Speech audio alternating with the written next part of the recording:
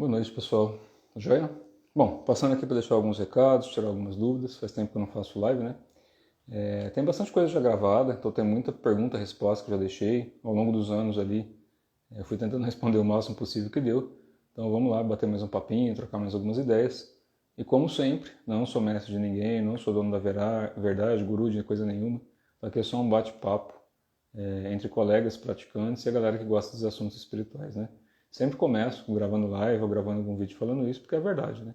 A gente se coloca aí como alguma coisa superior, deixa de ser uma conversa. Se torna uma crendice. Eu não gosto de crenças. Crenças criam limitação. Todo tipo de crença limita. A pessoa deixa de acreditar em uma coisa para acreditar em outra, deixa de investigar e a coisa não acontece, né? Então, na verdade, a gente tem que buscar o que está além daquilo que é dito, e sim aquilo que é realizável. Então vieram algumas perguntas, algumas coisas, eu fui segurando um pouquinho para responder. E sempre peço, né, a galera que gosta desse assunto, a única coisa que eu não consigo pegar os vídeos que eu gravo aqui e ficar parado durante horas por dia para poder dividir por assunto. Então eu vou respondendo aqui, é live mesmo, falo um monte de coisa errada, brinco, falo às vezes alguns palavrões, mas nada para ofender ou para criticar ninguém não. Aqui é só um bate-papo, mas descontraído. Então quando sair erro de português, vai ficar com erro de português, eu não vou editar. Eu não vou ficar dividindo a live por assunto, isso, aquilo, alguém perguntou, eu crio um outro videozinho. Eu não sou influencer nem essa galerinha aí que vai viver disso, né? Minha função e a minha parte que eu ensino é a prática de Neidan, de Qigong e de outras coisas mais, né? Então, para quem quiser praticar, tem meu site www.praticasinternas.com.br ou entra pelo Instagram, né, no @terrifabres ou no @pratica.neidan. Ali eu vou publicando algumas coisas, mas é um grupo um pouquinho mais fechado. Então, do que eu ensino, são práticas de Qigong. Tem a parte mais simples, para a saúde, para a movimentação de energia, para a circulação energética, e algumas práticas mais complexas que dependem de fórmulas iniciáticas, que não tem nada demais. A gente fala de iniciação em práticas internas, são simplesmente acréscimo de fórmulas, de métodos, que já dependem de algum preparo anterior, né? A gente vai ensinando, a pessoa vai praticando, conforme vai se desenvolvendo, a gente vai acrescentando fórmulas, e algumas dependem de uma conduta, de uma movimentação de energia específica que a pessoa tem que demonstrar, ela tem que conseguir fazer aquilo que fala, e não só falar, né? Tem coisas que a gente tem como provar, tem coisas que a gente não tem como provar. Então, dentro das práticas, dentro do que a gente faz, é a mesma coisa do mundo da alquimia ou da magia, de algum lugar. Tem pessoas que falam e tem pessoas que fazem. Então, entre falar e fazer, tem coisas que são prováveis, dá para você tirar a prova dos 5, vamos dizer assim, né? Não é nem a prova dos 3, é a prova dos 5. Tem coisas que não tem como demonstrar, não tem como provar de jeito nenhum. A não ser que a pessoa já esteja praticando e consiga fazer a mesma coisa que você. Aí é legal. Por isso que a gente fala, vai subindo de grau, mas não é grau de um menor do que o outro. Pelo contrário. Quem está mais avançado vai ajudar muito mais quem é leigo. Isso deveria ser assim, é para ser assim, né? A gente fala que a pessoa desenvolveu mais, independente da idade, pode ser uma pessoa mais nova ou mais velha, não interessa. Independente da idade, se ela desenvolveu mais, ela consegue ajudar mais pessoas. E não ficar ali, né, posando de fodástica. Não tem. Isso daí já é esquizoterice. Lao Tse falava, quem fica muito tempo na ponta do pé, uma hora cai. Então isso é um fato, né? Árvore que tem muita fruta, muita flor, toma mais pedrada. Então a gente tem que saber equilibrar as coisas. E essa questão de ensinar ou de trabalhar a prática interna de qualquer meio, assim como alquímico, magístico ou uma yoga, qualquer coisa, se não for bem feito e tiver um fundamento, pode machucar. Se não tem fundamento nenhum, aí vira essas coisas loucas de hoje em dia aí, que pode ser chamado do que quiser, mas não tem um fundamento em que a energia vai estourar no corpo da pessoa ao ponto de cobrar o preço, né? Cobrar o preço é quando a gente já está praticando, sabe que aquele caminho é daquele jeito, e ainda assim a gente quer desvirtuar e criar um problema em cima disso. Gera confusão. Então a única diferença é quando a gente vai trabalhar com qualquer prática, seja do que eu ensino na parte taoísta, budista ou yogi, ou qualquer outro método, seja de alquimia, de magia, tem que ter um fundamento, tem que ter um preparo e tem que ter uma execução prática. Tem que ter algo que a pessoa consiga fazer e não só teorizar. Parte mais triste, eu comecei a ensinar e mostrar um pouquinho disso em 2008 para 2009, né? Eu comecei a já ter alguma experiência em algumas coisas e atender com alguns tipos de terapia, dar algumas aulinhas ali, outra aqui, de Qigong e algumas outras coisas que eu ensinava. E de uns 10 anos para cá intensificou, comecei a ensinar um pouco mais. E de 5 anos para cá tomou um corpo grande, né? Então já tem bastante gente que está aprendendo. E a parte chata que eu vejo, que é a intenção da live de hoje, né? Falar um pouquinho, inclusive de algumas coisas que o Rodrigo comentou, sobre a questão de solidão, de de caminho interno e tudo, é justamente isso. Quando as pessoas entram nesse mundo espiritualista, esotérico, aquela coisa toda, ocultista, entra com uma prerrogativa, com um objetivo muito estranho, que a espiritualidade tem a ver com ver entidades, incorporar espírito, enfim, não segue o princípio básico, que é a autorrealização, a gente atingir um estado de paz. Então, quando a gente pega os tratados antigos, seja de Buda, de Lao Tse, Chuang Tzu, os canons taoístas, os clássicos, os Upanishads, enfim, não interessa. A gente pegar qualquer texto clássico antigo, nenhum deles buscam, né? Nem o Chico Xavier, que é mais recente, ou o Yogananda, aí, que é da geração mais próxima, eles nunca falaram que ser iluminado ou estar iluminado é simplesmente falar com alguma entidade. Porque no conceito que a gente tem, né, pelo menos dentro do que eu pratico e ensino, a gente não está preocupado com quem é superior ou inferior em algum tipo de hierarquia. Isso não funciona assim espiritualmente. Pelos tratados antigos, e cada um explica isso de uma forma, a gente tem camadas, que são dimensões, só, ponto. Então a gente está aqui no plano físico, mas a nossa consciência ainda continua atada ao que é uno. Tudo se desdobra do manifesto para o manifesto. Quando a gente vai estudar o I Ching, os clássicos antigos, eles falam que do céu se desdobra a terra, do 1 se faz o 2, aquela coisa toda. Né? E daí o 3, e pipipi, popopó. Então quando a gente pega ali pelo I Ching, a gente tem lá a energia do céu, que corresponde ao máximo do Yang, né? Isso quer dizer o quê? Máximo da energia e manifesta aquilo que não pode ser explicado dentro do tempo e espaço. Então, se está dentro do tempo e espaço, com um aspecto dimensional, não pode ser explicado de uma forma racional, porque a gente está dentro desse mesmo aspecto. Então, o cérebro racional não pode explicar a própria razão. É necessário ir um pouco além do pensamento para a gente entender como se forma o pensamento. Dali se desdobra a Terra. Quando a gente fala da Terra, que é o máximo do Yin, ou Yang cortado, né, quando o raio corta o céu, aquela coisa toda, para quem gosta de estudar isso, o máximo do Yang, que é a energia do céu, ela é rompida pelo movimento, que é o trovão. Quem que é o trovão? O filho mais velho lá da história toda. Né? Então a gente pega o pai, que é o céu, né, que é o manifesto. Pai não tem a ver com homem, com questão masculina. Pense em energia, gente, vai um pouco além, né? Vamos sair do raso. Então esqueçam qualquer coisa. Aliás, fazendo um parênteses, já expliquei. De tudo que eu posto aqui, se quem está aprendendo, quem está praticando for preconceituoso, racista, mimizento, esquizotérico, vaza, sai. Porque não tem condição. Hoje em dia já não dá mais. Ou a gente vai para a esquizoterice e vai fazer o que está fazendo hoje em dia, confusão toda, ou a gente começa a estudar e começa a praticar e realizar essas coisas. Então o que eu estou explicando aqui tem um fundamento, tem uma coisa por trás. Cada um explica do jeito que quiser, mas tem que ser fundamentado. E quem tem preconceito, quem é ideologia de qualquer coisa, que defende só um nicho específico, perde todo o resto. Em todas as coisas que eu ensino, eu não me interesso por isso. Eu atendo todo mundo igual, não quero nem saber, tudo do mesmo jeito, desde que não falte o respeito. Então, o básico é o respeito. Do respeito se gera confiança a nível físico e espiritual. Da confiança se cria amizade. Da amizade se vem um compromisso um pouco maior para desenvolvimento. Então, tudo tem os seus tempos.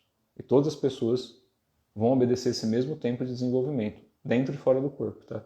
Que é onde a gente passa pelos crios. Até na parte magística, algumas traduções ainda colocam isso, né? Então, se a pessoa tem preconceito aqui na Terra, vai ter fora daqui. Como é que vai lidar no astral? Estava explicando isso esse final de semana agora, lá para alguns amigos que estavam conversando lá. Por que algumas raças chegam a um ponto, entre aspas, evolutivo, que todos os corpos biológicos se tornam muito parecidos ou quase iguais. Sírios, tem muito assim, né? Os pele vermelha, que eles falam de sírios, que são alaranjados. Galera muito do bem ali.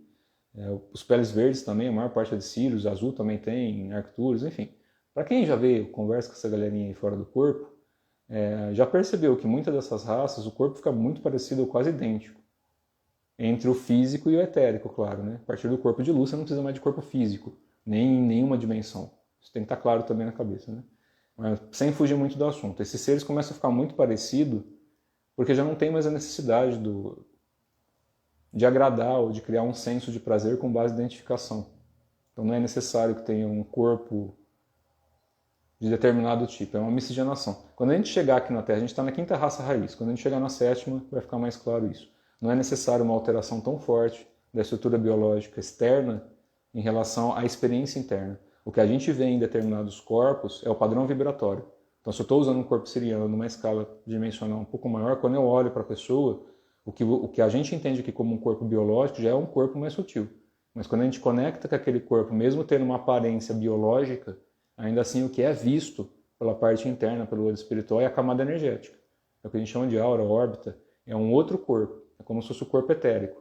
O pessoal dá como duplo etérico aqui na Terra, ou a camada etérica do corpo, e um jeito diferente de explicar é visto como um corpo mais sutil.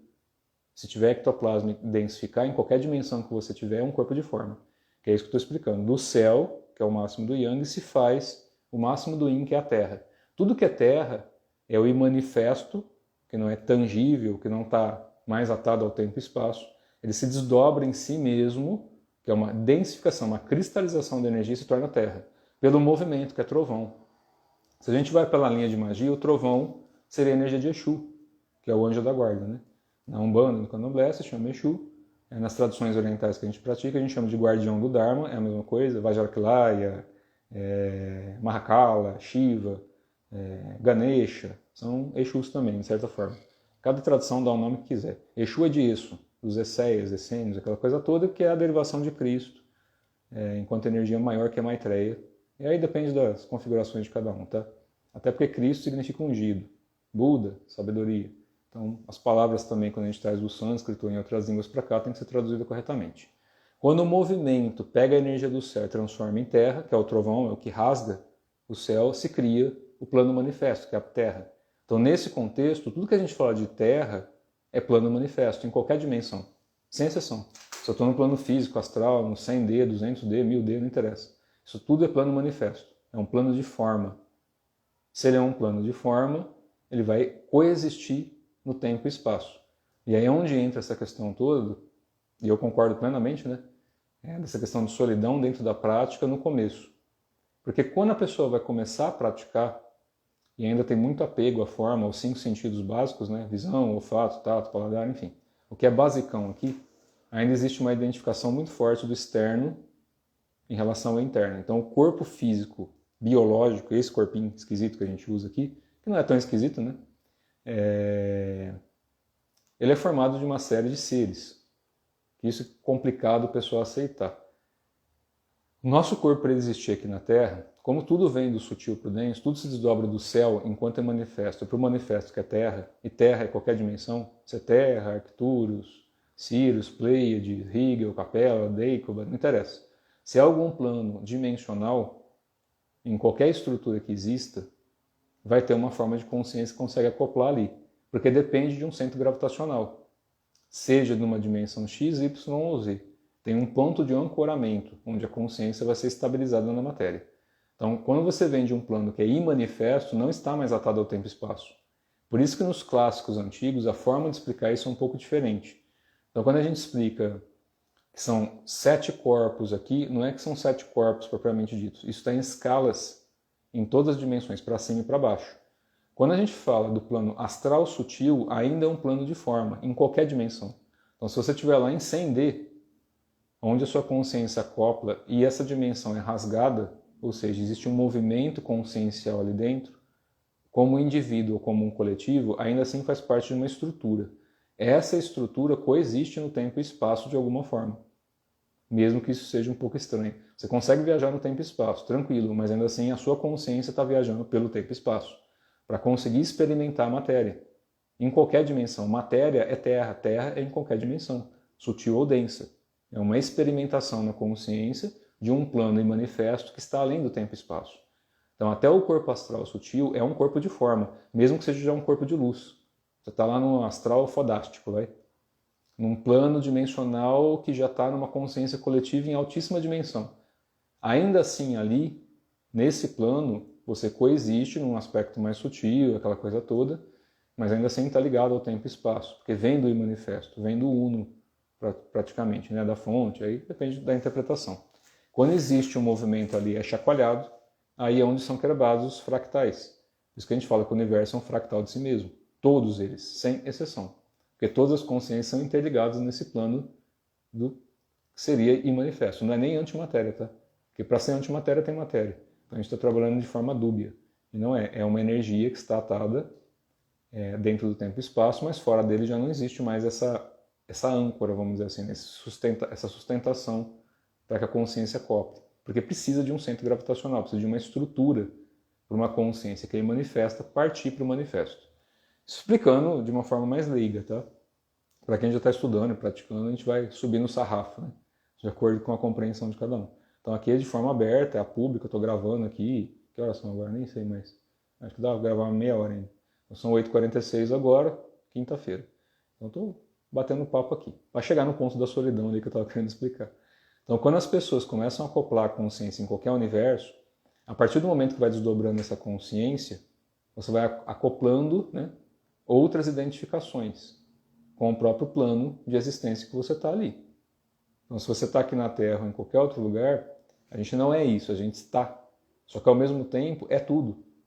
E aí é onde está o problema. Quando a gente pega para estudar nesses clássicos, o corpo astral sutil, dali para cima, e para quem já se projeta no astral, faça isso um dia teste. Para quem ainda não sabe projetar no astral, isso é fácil de ensinar, tá? Com o tempo certo de prática, você vai refinando os infernos, né, limpando as energias de porcaria para não fazer merda no astral, e se dá trabalho aqui, vai dar trabalho lá. Então não adianta querer ficar projetando e fazer merda. Primeiro dá uma limpada na zona da cabeça daqui da Terra, para a hora que desacoplar daqui, pelo menos não cair num astral denso, e ainda ficar virando escravo ou tomar porrada até na sombra. Conforme vai limpando os infernos daqui, fica mais fácil chegar no astral sutil, fora do corpo. Básico do básico, né? Então quando a gente está no astral um pouquinho mais sutil, a partir desse corpo, você consegue desdobrar, se projetar para o corpo mental, que não é mais um corpo. E aí é onde a gente para um pouquinho para poder entender essa divisão de entendimento. Uma coisa é quando a gente explica aspectos multidimensionais, interdimensionais, entre dimensões e universos. Estamos falando de um aspecto terra, que é a consciência do imanifesto que não pode ser explicado, já atada a um plano dimensional ou interdimensional. Isso tudo se cruza. É uma grande teia, como se fossem os meridianos do nosso corpo, de uma forma multidimensional. Então, cada pontinho dos meridianos seria um ponto, sei lá, um braço de Laniqueia, alguma coisa assim, vai. Mas é um ponto no tempo e espaço, num aspecto dimensional x, y, z, não importa. Ou em Portugal, né, XPTO. Então, depende aí de onde você está morando. A sua consciência vai acoplar, em algum aspecto, em alguma dimensão. Do corpo mental para cima, não tem mais tempo e espaço. Então já não é regido pela matéria da forma ou pela dimensão como a gente entende aqui.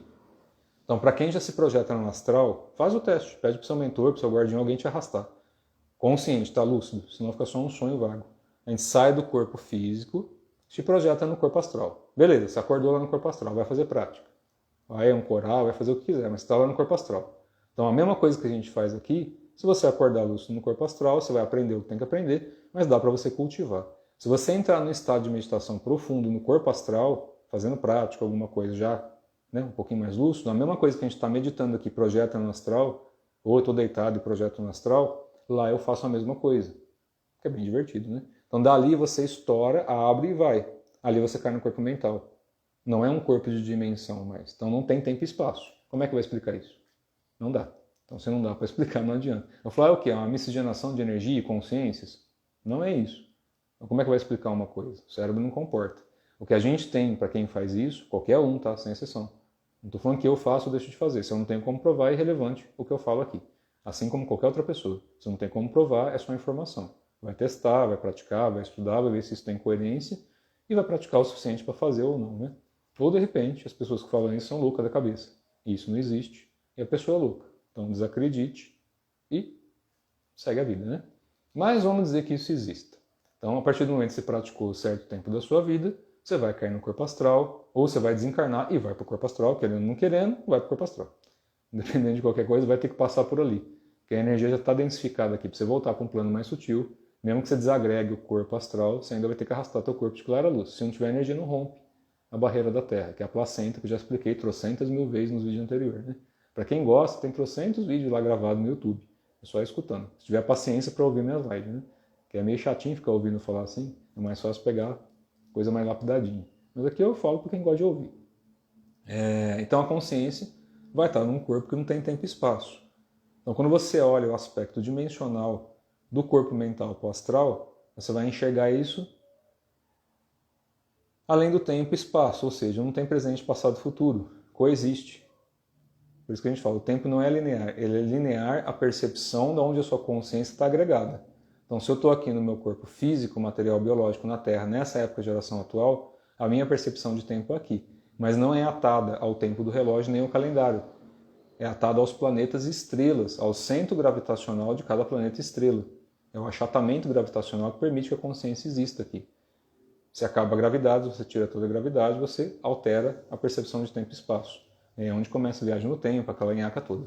É um achatamento da pressão da gravidade e do magnetismo, que é o que eles estão começando a entender no buraco de minhoca, né? Como fazer achatar a gravidade usando o magnetismo e dilatar. Então tem coisas aí para ser trabalhada, né? Como eu não sou físico nem nada disso, não vou me atrever a entrar muito a fundo não. Eu só sei o que eu sei porque é de outras formas, mas a parte biológica, humana, de física, essas coisas, eu não sou físico, nem muito menos físico quântico, né? Para poder explicar algumas coisas de quântica a nível técnico. Então a minha parte aqui é mais metafísica, energia e tradições orientais, tá? Então se eu falar alguma besteira e tiver algum físico aí ouvindo, peço desculpas, mas eu não sou físico. Eu estou explicando da forma como eu interpreto. E desde que eu comecei a dar aula algumas coisas, né? Graças a Deus aí com o tempo, a ciência passou a explicar para a gente poder pegar a metafísica e juntar com a ciência. Poder pegar a parte espiritual, juntar com a ciência para a metafísica, tomar um corpo diferente futuramente. Então esses corpos, quando acoplam nas consciências, vão estar lá. Só que a gente vem do Uno. Então se acoplou no 100D aqui na Terra em algum lugar, aquilo que o Rodrigo estava falando numa live que ele fez esses dias, eu não tive tempo de ver os vídeos todos dele. Chegaram algumas perguntas para mim em relação ao que ele disse. Então eu não consegui assistir tudo porque eu não tive tempo. Ele está animado, né? Está gravando bastante coisa. E isso é bom, né? Vai ajudando o pessoal a entender mais. A forma como ele explica de um jeito, que ele explica de outro, a gente vai tentando se ajudar aí para todo mundo entender. Mas não tem melhor ou pior, certo e errado não. Cada um vai ter que praticar e realizar por conta própria. E tem coisas que eu explico de uma forma diferente por causa das culturas que eu pratico e do que eu faço. Mas em relação à solidão, aquilo que ele comentou, que a gente trocou uma ideia um tempo atrás, eu falei, não, concordo com você, eu também sinto assim, isso é fato. A questão da solidão, depois de algumas encarnações, dependendo de que cada um lembre, quem já foi monge ou quem já viveu em reclusão vai entender um pouco mais de solidão. Nessa encarnação agora, antes de eu casar, 17 anos atrás, alguns anos antes disso, eu ia ser monge. Então, entre minha ex-namorada e minha esposa, já deixei isso daí, não estou me expondo mais do que eu preciso, eu ia ser monge. Então, eu já estava fazendo prática, tinha sido iniciado algumas traduções, estava a fim de vazar.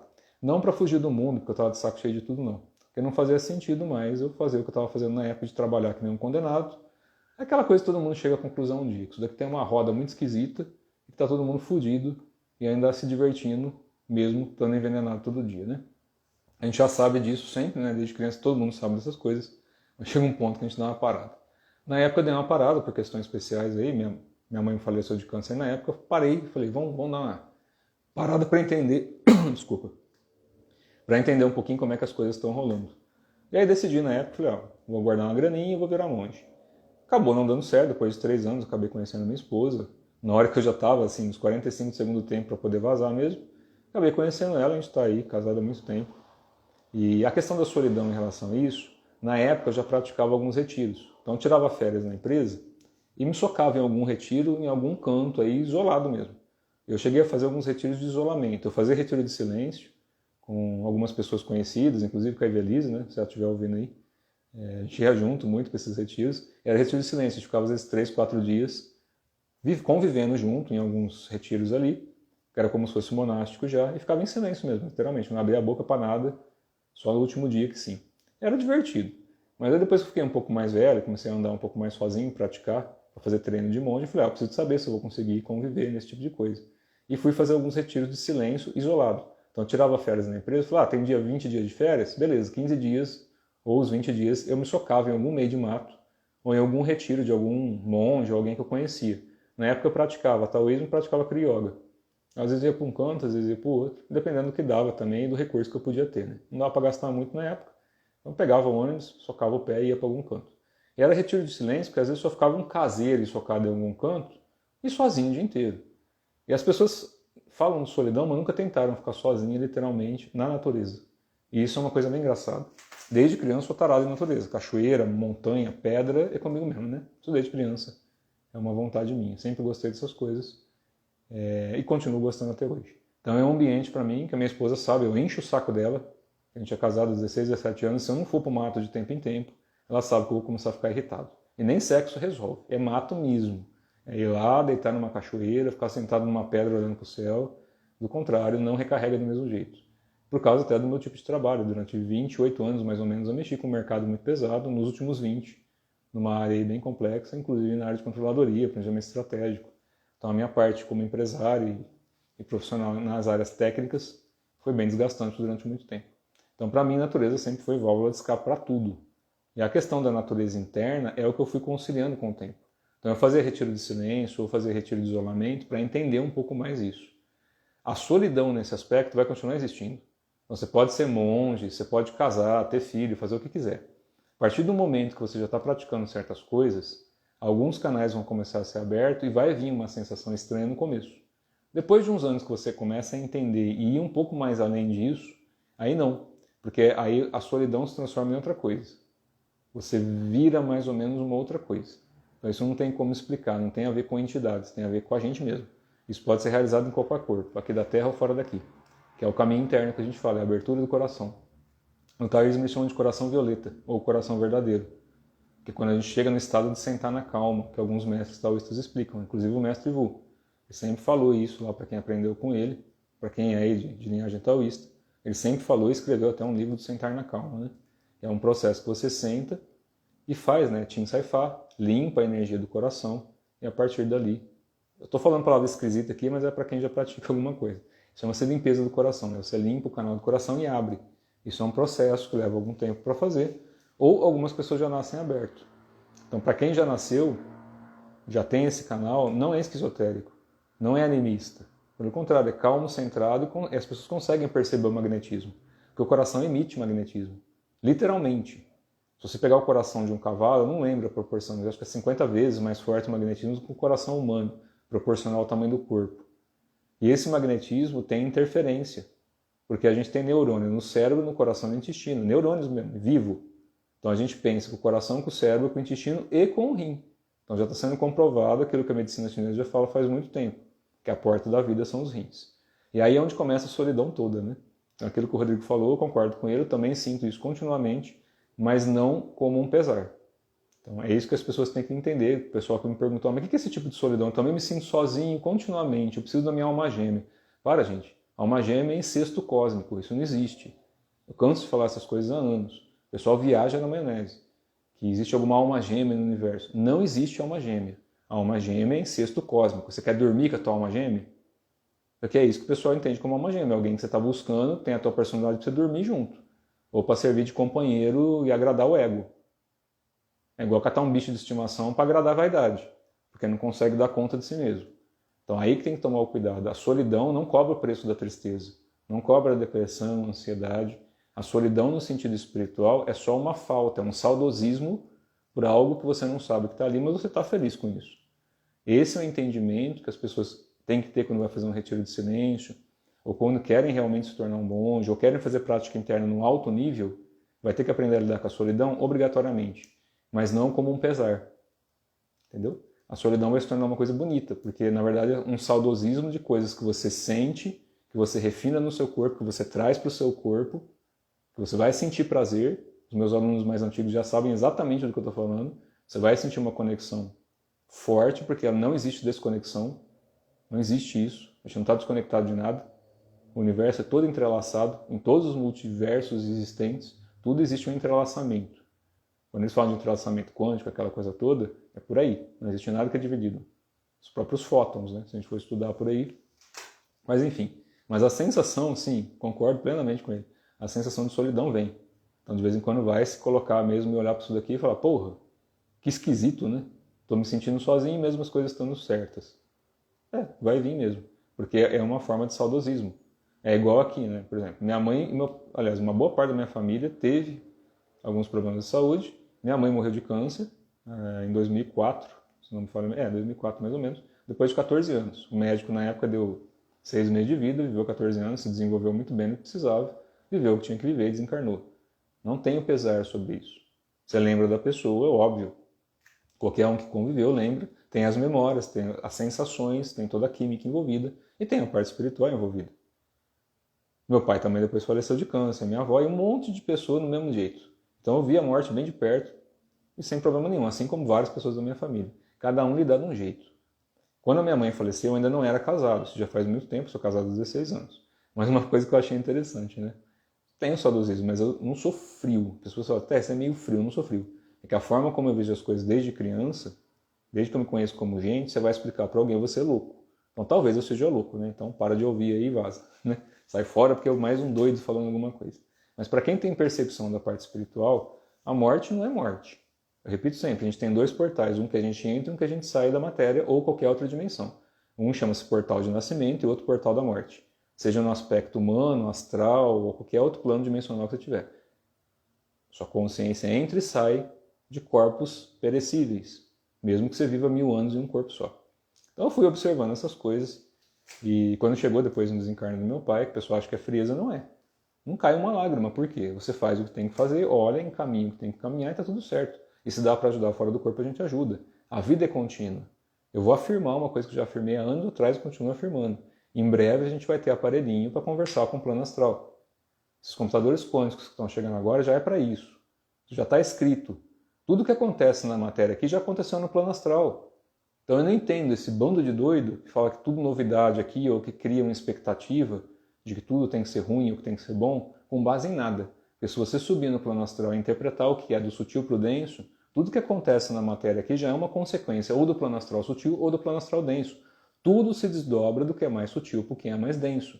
E o plano material, que é a cristalização de um plano astral ectoplasmático para plasma, que é matéria, já é matéria bariônica, desse plano para cá já é uma densificação. Ou seja, já aconteceu na linha de tempo e espaço, que é o que eu estou explicando até agora, já aconteceu na linha de tempo e espaço, e aqui é uma reverberação.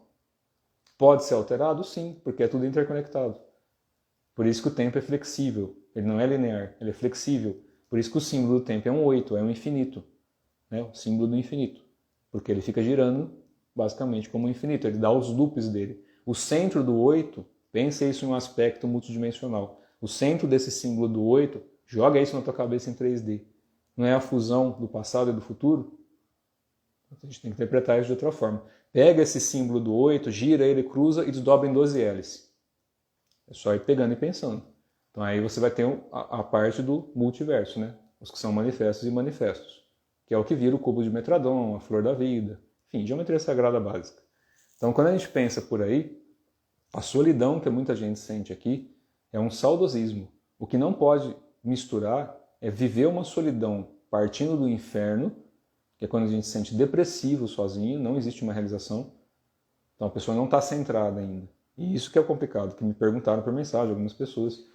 E aí tem que tomar cuidado. Se é uma questão de depressão, tem que ter tratamento, tem que buscar ajuda, desenvolver a consciência, buscar limpar os infernos. Quando a gente fala dos 7 infernos, são os 7 sentimentos mais densos, né? Os 7 centros emocionais. Então a gente vai praticando para limpar.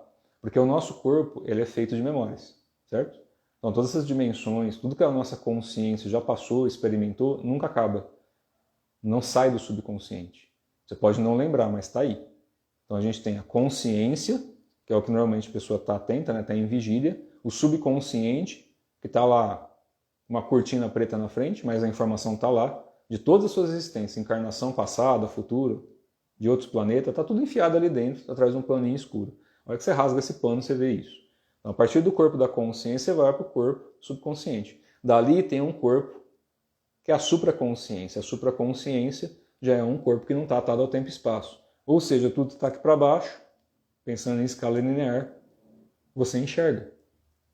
Então, quando você pega nos tratados budistas que eles falam, a gente precisa de observar o que está além do pensamento, é para a gente não ficar atado ao tempo e espaço, para a gente conseguir dissipar essa energia e a gente conseguir se liberar, né? Que é a parte da iluminação, que é o corpo de clara luz. Então, em qualquer dimensão que você tiver, já é um plano do céu manifesto como terra, onde o trovão rasgou a matéria, né? É o raio cortando o céu. É a simbologia.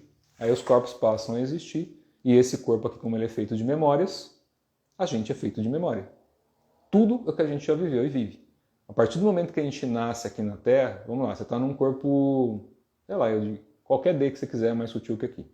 Dali, se você foi de alguma outra raça, vamos imaginar que a tua última encarnação foi em Sirius Alpha, vai? Então você era um siriano, só que na escala de tempo a gente está enxergando aqui na Terra 8.000 anos de distância, 8.000 anos-luz de distância, certo? Então você leva um tempo para poder chegar até lá. 8.000 anos, 8 anos-luz, né? É mais ou menos isso. Esqueci, agora bateu o branco aqui. Eu estou pensando em fazendo outras coisas para poder explicar isso daqui de uma forma mais racional possível, mais leiga possível. Então, quando você olha para lá, a gente está olhando o passado do brilho da estrela. Então daqui para lá, na linha de tempo, é passado. Assim como qualquer um que estiver fisicamente lá vai olhar para a Terra e é passado. A informação que eu estou aqui mesmo ao vivo, esse fio que está na minha frente, ele é passado para o meu cérebro. Eu estou olhando esse fio exatamente agora na minha frente. Ele já é passado mesmo eu segurando ele. Porque a informação até ser processada e chegar, ela já é passada. Leva uma fração de segundos para criar eletricidade, seu cérebro processar a eletricidade, transformar em imagem, você ter uma reação. É a mesma coisa. Então, se a gente pensar na linha do macrocosmos, tudo que a gente vê no céu já é passado. Tudo que é visto de lá para cá já é passado. Por isso que as raças, quando vêm para cá, usam essas linhas de tempo. Que é o que eu expliquei em vídeos anteriores. Se você está lá em Sirius e quer vir aqui para a Terra na linha de tempo presente, já é passado, então você tem que desdobrar a linha de tempo, você tem que achatar o tempo e espaço para rasgar isso, que é o buraco de minhoca. Só que existe um deslocamento da energia no tempo, ou seja, a consciência deslocada no tempo e espaço. Se você não consegue absorver isso pelo subconsciente, como é que você faz para saber que você é humano e siriano ao mesmo tempo? Não vai saber. Por um motivo simples, não tem espaço para armazenar a informação, porque não chega. Então você vai interpretar como outras raças e seres, o mesmo fractal de consciência. Porque é um fractal de consciência. Do sutil para o denso, matéria cristalizada. Então existe uma densificação. Então a mesma coisa que eu posso estar aqui como Terra, eu estou coexistindo como um siriano ou qualquer outra raça, não interessa. Só que numa linha de tempo e espaço diferente. Porque o corpo em que a consciência vai estar acoplado já tem um distanciamento. Se eu aqui absorvo mais espaço, aí eu arrasto isso para cá. Se é absorvido por lá, arrasta para lá, que eu expliquei também anteriormente. Então essa questão da absorção da consciência, deixa eu só ver o que eu acho que eu tenho que sair. Não, ainda dá. Tem compromisso daqui a pouco. Então só batendo um papinho aqui já sai. Então essa questão da consciência, é importante entender isso. Tem muitas raças que é simplesmente o futuro ou passado de quem a gente é. Futuro ou passado. Porque os dois são permeáveis nessa malha que a gente entende. Então o passado altera o futuro altera o presente, que altera o passado, e é essa suruba de tempo. Com todo o respeito da palavra, né?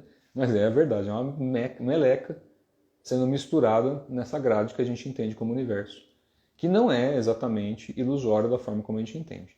Lembrando que eu já expliquei dos tratados antigos, nas traduções, quando a gente vai traduzir isso, a ilusão não significa que o mundo não exista ou que as dimensões não existam.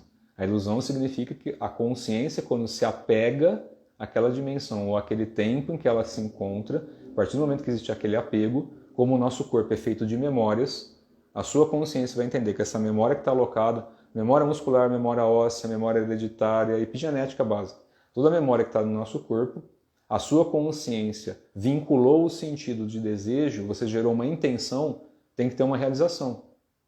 Porque a sua energia não está nem aí com tempo e espaço. Se eu desejar ser alguma coisa, e eu mando essa informação constantemente, as memórias do meu corpo começam a bilocar essa informação na linha de tempo e espaço para ser realizada. Então, na minha linha de tempo, ou passado ou futuro, eu tenho que realizar aquilo. Por isso que eu falo que é muito perigoso o pessoal que vem de ser uma coisa que não é. Está amarrando, literalmente, a energia. Literalmente, está amarrando a própria energia na linha de tempo e espaço. A partir do momento que eu quero ser alguma coisa, eu deixo de ser todo o resto. E não é isso que a gente busca nas linhas orientais, pelo menos do que eu ensino e pratico. A gente busca um corpo de clara luz, dissolução além do tempo e espaço, para a gente não ficar atado a isso. Não é que não possa, não é que está errado. Se a pessoa está aqui na matéria, tem muito desejo sexual, muito desejo por coisas densas, pensando em vibração, pense em vibração, tá? Vamos para uma coisa mais simples, frequência em hertz. Quantos hertz tem um líquido de refrigerante, quantos hertz tem uma fruta viva? Mede, ciência. Então tudo que é muito denso tem uma frequência vibratória mais densa. Tudo que é mais sutil e refinado tem uma vibração mais alta, quantidade em hertz. Quanto a vibração mais sutil, em uma escala dimensional, tá? Para a gente trazer mais para o pé no chão aqui. Quando a gente pensa por ali, a frequência em hertz. Quanto mais alta a frequência em hertz, você explode alguma coisa, enfim. Você manipula em hertz e altera a estrutura. O átomo não é alterado a partir da frequência vibracional. Se altera a vibração de um átomo, ele não vira água, um corpo, uma pedra? Pela alteração da vibração, prótons, elétrons, nêutrons e o que está além disso. Então você altera, que é o princípio de levitação. Você altera a frequência para ele levitar, né? Então, quando você altera a frequência do átomo, ela se torna alguma outra coisa. Quando a nossa consciência fica gerando eletricidade constantemente, a gente está afetando a memória muscular do corpo. Não é lei da atração. Não é nesse sentido. Não é livro de autoajuda nesse ponto, não. É uma coisa mais simples. Tudo que a gente fica pensando está gerando eletricidade no cérebro. Está está gerando carga elétrica nos neurônios. O nosso corpo é feito de memória, a gente tem o neurônio no cérebro, no coração, no intestino, a gente pensa pelo rim também. Canal de água, porta da vida. Ou seja, é onde a gente armazena a energia está no rim. A energia do rim pré-natal, né? A energia ancestral está ali dentro. Um rim do pai e um rim da mãe. Tá? 2 pulmões, né? Regulador de ti. A partir do momento que a gente nasce na Terra, nasceu, respirou, pulmão ativa, começa a gerar energia, o rim está cheio. Pulsa, a vida vem. Canal de água é aberto. Então, do metal, que é a energia do céu, né? Lembra que metal é a energia do pulmão, medicina chinesa. O que é metal no I Ching? Céu. Então, a energia do céu, do manifesto, vem pelo ar. Então, a consciência nasce pelo ar, entra dentro do corpo. O rim pulsa, a vida é gerada. Então, tudo é desdobrado pela coluna. Aí, aquele desenho da medicina chinesa que tem, né? Desde o monjolo da água embaixo, que vai subindo até a cabeça.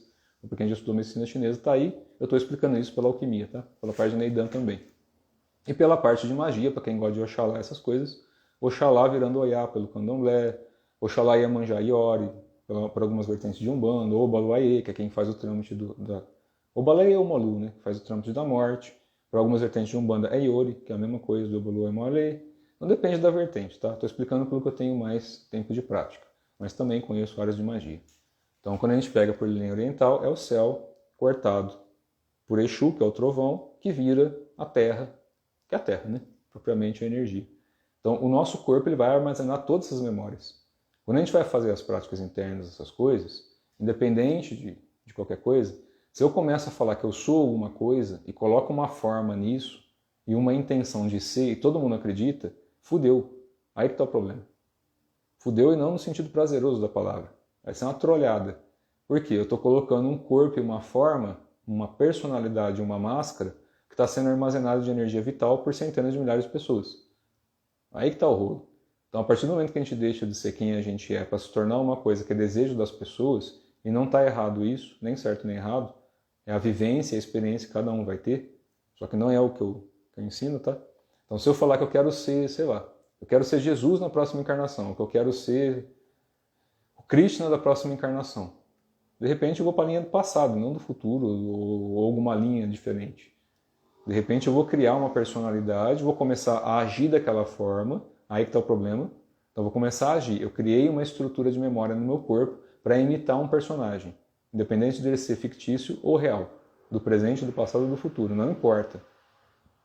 Assim que eu desencarnar, todo o meu centro de energia vital foi desviado para me tornar aquilo ali.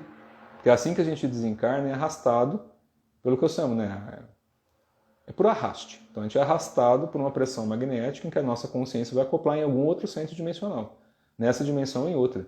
É aí que se caiu numa dimensão mais densa, por questão do que as suas memórias do seu corpo desejam, lembra que o corpo ele é formado por centenas de trilhões de espíritos. Não é só você que mora no teu corpo. E não tem a ver com possessão e incorporação, é bem mais simples. O que vocês chamam de orixá, de deva, são espíritos, certo? Ele é formado como unidade, o macrocosmo, tudo que existe. No micro, a gente é um pequeno universo. Então, cada célula do nosso corpo é um ser vivo.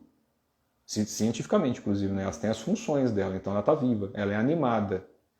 Na nossa percepção aqui, racional, essa célula tem a função própria dela, ela executa por uma vontade ou um sistema que a gente não entende, mas ela está viva e fazendo as funções dela, mesmo que a gente não pense sobre isso. Mas tá.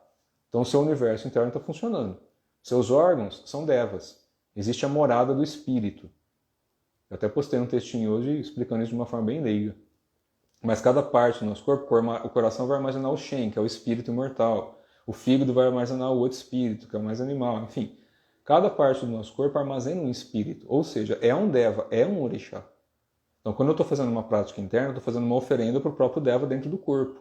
Tanto quanto se eu for, sei lá, fazer um padê para Exu, baixar um ebó, ou fazer alguma coisa na linha de magista, ou fazer uma oferenda num templo taoísta, budista, se eu oferecer para uma entidade que é mais sutil, ela não precisa de comer. Ela pega o ectoplasma do alimento, reverte e manda para dentro do nosso corpo.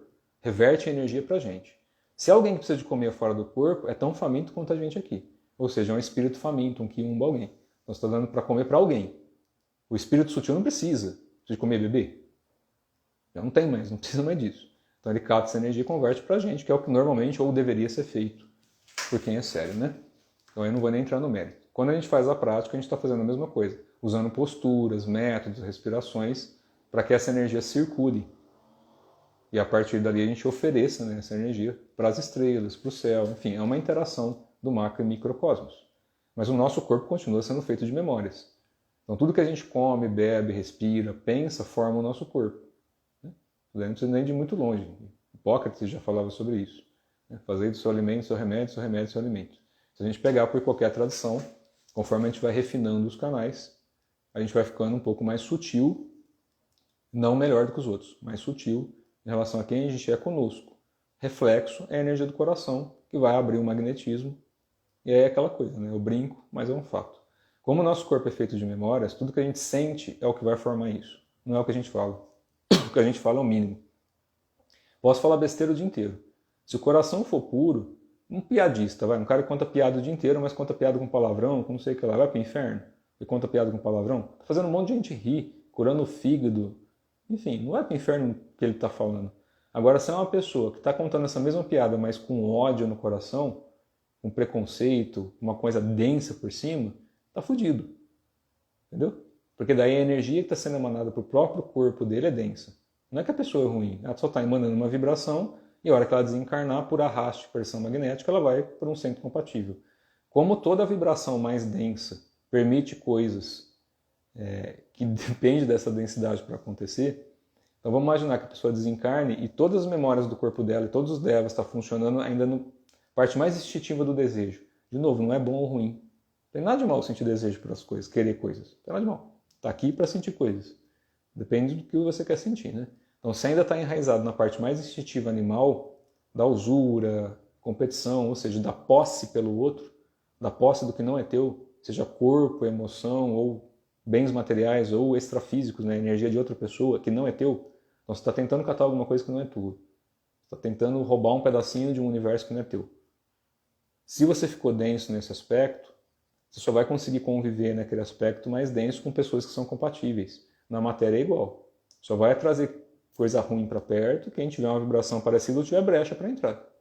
Deu brecha, entra. E qualquer um pode dar brecha, eu inclusive, tá? Um dia que tiver meio puto envaretado, baixou um campo de pressão aqui, se eu abrir alguma brecha e não perceber, posso tomar porrada com um ataque energético.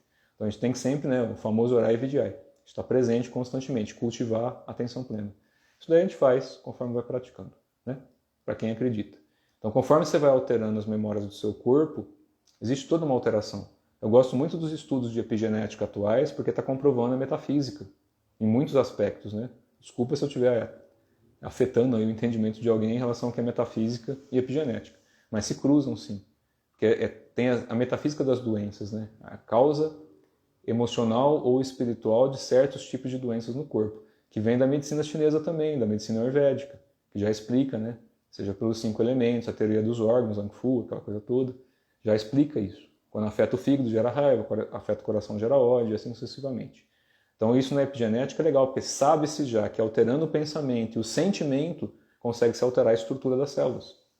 Que é bem legal, né? E casa com os estudos de Qigong, de Neidan, de Waiki, enfim, para quem gosta disso. Quando a gente altera o que a gente sente mais do que a gente pensa, é legal. A gente consegue alterar o próprio corpo. E alterando essa estrutura interna, as nossas memórias internas não vão querer as mesmas coisas. Por isso que eu falo, praticante que vai desenvolvendo, com o tempo não tem o que fazer. Vai mudar hábito, vai mudar sim. E aí aquilo que o Rodrigo falou é fato. Vai mudar a companhia, vai mudar pessoas, vai mudar o ambiente, vai mudar tudo. E não com desprezo. Esse é o cuidado que tem que ter, que é a hora que a pessoa passa a sentir algumas coisas, e a mudança na vida da pessoa afeta negativamente a vida de muita gente. Não é para ser assim. Está indo contra aquilo que pratica. Se você está no estado que você está se iluminando, se tornando mais refinado, não é questão de estar perto ou não de pessoas. É o tempo que você vai ficar perto ou não e quanto você vai dispersar da tua energia com o que você pode ajudar e com o que você não pode ajudar. Não é menosprezar as pessoas, é muito pelo contrário.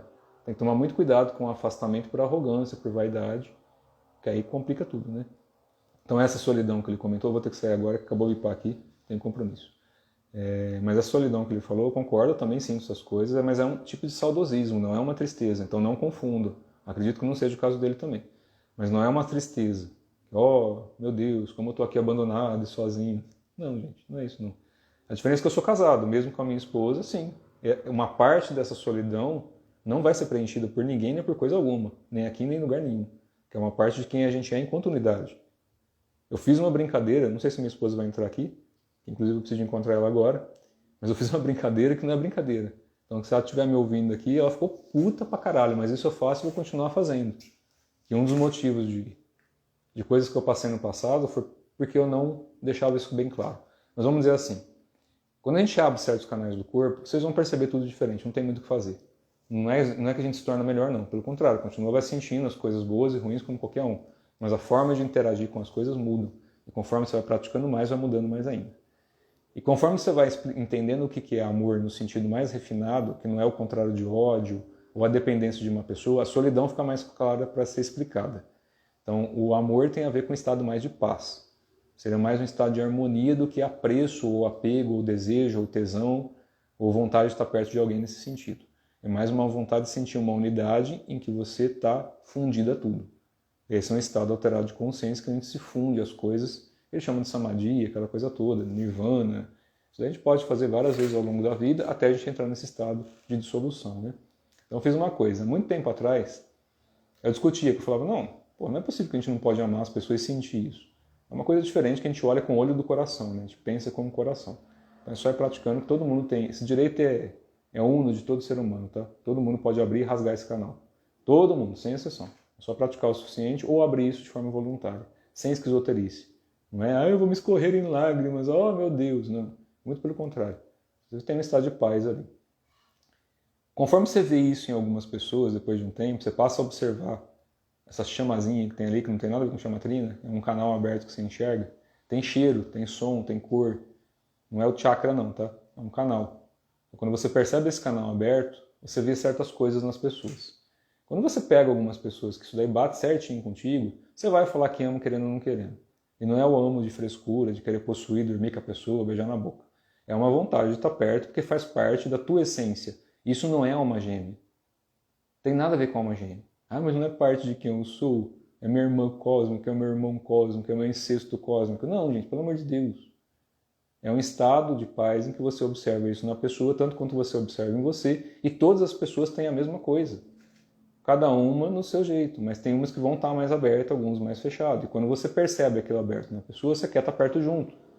E não vai nem abrir a boca, é só vontade de sentar e ficar quieto perto. E tá ótimo. Vai gerar uma sensação perfeita. E é difícil explicar isso para as pessoas sem fazer, entendeu? Então isso vai acontecendo com o tempo. Eu falo, conviver com alguém enquanto você está ali, só enxergando o lado que você quer da pessoa é uma coisa.